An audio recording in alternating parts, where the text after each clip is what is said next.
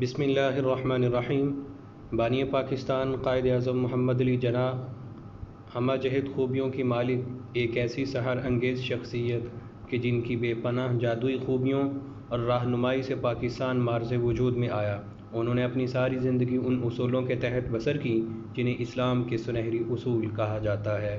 انہوں نے اپنی ساری زندگی اپنی بلند کرداری، دیانت، جہد مسلسل، شرافت اور اعلیٰ نصب العین کے حصول کو ہر چیز سے مقدم رکھا۔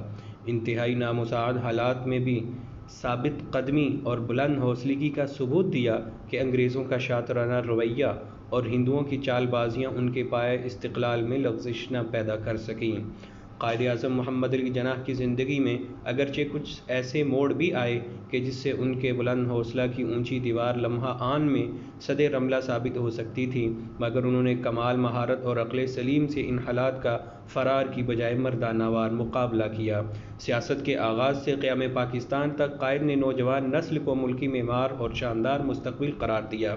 ان کا خیال تھا کہ ملکی بقا، استحکام اور امن و سلامتی کے پیامبر نوجوان نسل کے سوا کوئی اور ہو ہی نہیں سکتا۔ اسی سوچ کو عملی جامہ پہنانے کے لیے ان کی زندگی کے چند واقعات قارئین کی خدمت میں پیش کرنا چاہتا ہوں، جو اس بات کی علامت ہیں کہ ہمارے قائد کی سوچ، بصیرت، حوصلہ اور خیالات کتنے وسیع و عرفا تھے۔ ممبئی میں وکالت کے پیشہ کے آغاز میں انہیں کافی مشکلات کا سامنا تھا۔ ایسے میں عدالتی دلال روزانہ ان کی خدمت میں آ کر کہتے کہ اگر آپ ہمیں کل فیس کا آدھا دیں تو ہم زیادہ سے زیادہ مقدمات آپ کے پاس لائیں گے۔ تو اس پر جناح نے جواب دیا کہ میں ایسا نہیں کروں گا، ایسا کرنے سے مجھے بھوکا رہنا بہتر ہے۔ قائد اعظم عدالت میں بحث کے وقت ایک خاص انداز میں کھڑے ہوتے، پھر اپنا مونوکل آنکھ پہ لگاتے اور اطمینان سے جج سے بحث کرتے کہ کمرہ عدالت میں مکمل خاموشی طاری ہو جاتی۔ ایک مقدمہ کی سماعت کے دوران جج نے ان سے گلہ کیا کہ مسٹر جناح، میں آپ کی آواز نہیں سن پا رہا، تھوڑا اونچا بولیں۔ تو قائد اعظم نے جواب دیا کہ جج صاحب، میں بیرسٹر ہوں، ایکٹر نہیں ہوں۔ ابو الحسن اصفہانی اپنے ایک مضمون بے مثال لیڈر میں لکھتے ہیں کہ قائد کی عادت تھی کہ کمرے سے باہر نکلتے وقت تمام لائٹ بند کر دیا کرتے تھے۔ میں آخری بار ان سے 31 اگست 1947 کو گورنر ہاؤس میں ملا تھا۔ ہم کمرے سے نکلے تو مجھے سیڑھیوں تک چھوڑنے آئے اور کمرے سے نکلتے وقت حسب عادت تمام لائٹ کا بٹن بند کرتے آ رہے تھے۔ تو میں نے ان سے کہا کہ سر، آپ گورنر ہیں اور یہ سرکاری رہائش گاہ ہے، اس میں لائٹ جلتی رہنا چاہیے۔ تو قائد نے جواب دیا کہ سرکاری رہائش گاہ ہے، اسی لیے تو میں ایسا کر رہا ہوں۔ یہ نہ تمہارا پیسہ ہے اور نہ میرا، یہ سرکاری خزانہ کا پیسہ ہے اور میں اس پیسے کا امین ہوں۔ فاطمہ جناح میرا بائی میں ایک واقعہ تحریر فرماتی ہیں کہ زندگی کے آخری ایام میں جب ان کی حالت بہت خراب تھی تو میں نے انہیں مکمل آرام کا مشورہ دیا، جس پر انہوں نے کہا کہ فاطی، کیا تم کسی جرنیل کو اس وقت رخصت پر جاتے ہوئے دیکھا ہے جب اس کی فوج میدان جنگ میں اپنی بقا کے لیے برسر پیکار ہو؟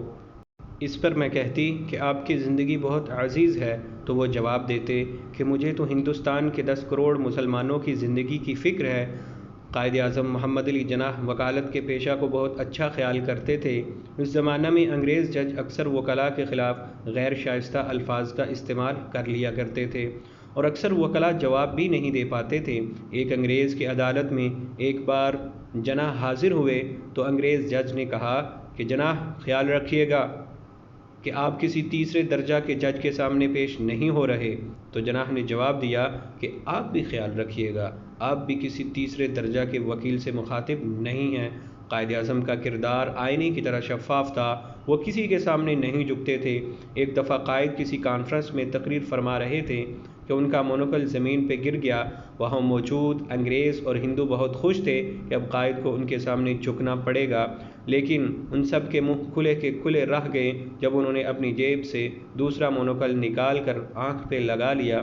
14 اگست 1947 کی روح پرور شام تھی جب گورنر ہاؤس کے وسیع چبوترے پر قائد اعظم مسکرا مسکرا کر لوگوں سے مبارکباد وصول فرما رہے تھے۔ ایسے میں ایک غیر ملکی صحافی نے کہا کہ آپ کتنے خوش نصیب ہیں کہ آپ نے ایک آزاد ملک حاصل کر لیا، جس پر بانی پاکستان کا جواب تھا کہ میں خدا کا شکر بجا لاتا ہوں کہ پاکستان بن گیا، مگر اس کا بانی میں نہیں ہوں۔ صحافی نے تعجب کا اظہار کرتے ہوئے پوچھا تو پھر اس ملک کا بانی کون ہے؟ تو قائد نے جواب دیا، ایوری مسلمان۔ یہ ہیں ان کی روشن حیات کے چند تابندہ واقعات جو قائد کی اصول پرستی، عظمت کردار، بلند حوصلگی اور صالح جذبہ کی صحیح معنوں میں عکاسی کرتے ہیں۔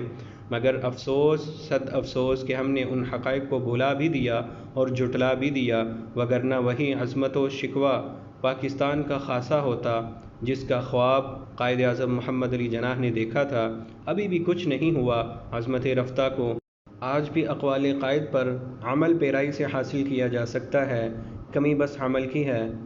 اللہ ہم سب کا حامی و ناصر ہو۔ السلام علیکم ورحمۃ اللہ وبرکاتہ۔